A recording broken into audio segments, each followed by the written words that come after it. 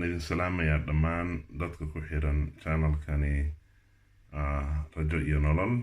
maanta waxaan rabnaa inaan ka hadalno waxa la yiraahdo core value. qof walba bini'aadam wuxuu leeyahay waxyaabo qiimo u leh shakhsi ahaan.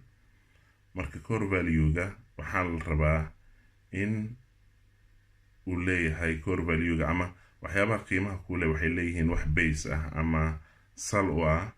marka core value sida caadiga ahi, marka core value aad leedahay, core value-gaadan uu yahay kuwa ku dhisan sumcad, waxaa saldhig u ah jacayl iyo sumcad, oo afka qalaad lagu yiraahdo love and integrity.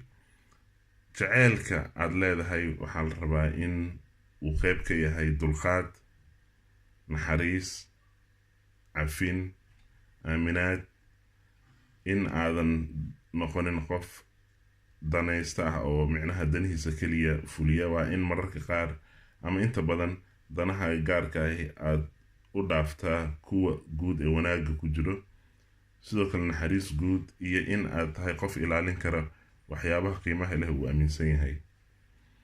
marka intaasi waa jacayl. inta badan jacaylka dadku waxay u maleeyaan in uu yahay xiriir u dhexeeya laba ruux. ma ahan. waxaa la rabaa jacaylka inuu yahay qof jecel samaha, sidoo kalena aanan soo dhoweyn xumaanta.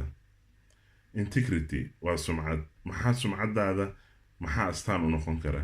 sumcad inaad leedahay waxaa astaan u noqon kara daacadnimo, run sheegid, mas-uuliyad, inaad tahay qof la isku haleyn karo, in aad tahay qof balamaha u qaado fuliya. waa balanta aad adigu isu qaado naf ahaan iyo midda dadka aad ka qaado.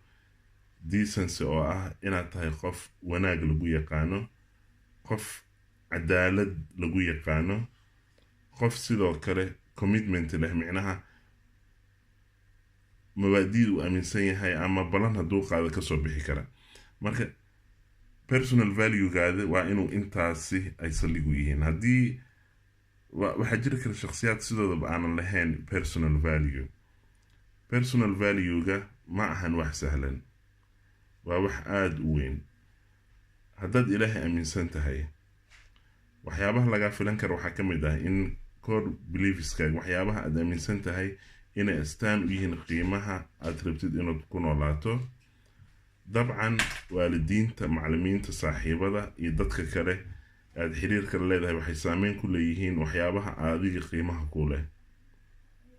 qof walba oo aan u aragno ama wax walba oon u aragno in la isku haleyn karo wanaag iyo xumaan, waxay gacan ka geysan karaan inay saameyn ku yeeshaan waxyaabaha qiimaha noo leh.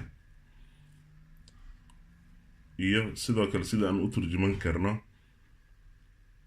waxyaabaha nolosha lagu soo maray, oo iyagu laftigooda noqon kara macallimiin aada u awood badan.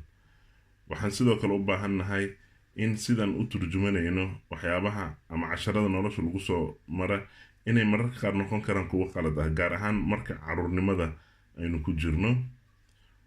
dabeecadaheena waxay inta badan soo muujiyaan core value-ga ama qiimaha shakhsiyeed ee aan leenahay. waana arrin sax ah oo aada iyo aada la isugu haleyn karo. markaad sameynaysid doorasho shakhsi ah, waxaa sidoo kale doorashooyinkaaga ka muuqanaya ama ay fursad u yihiin qiimaha shakhsiyeed ee aada leedahay ee xagga damiirka, iyadoo isbedelada aan doonayno inaynu sameynana la doonayo in ay noqdaan kuwo inoo horseeda nolol dhammaystiran, balse saldhig u ah jacayl iyo sumcad. waad mahadsantihiin.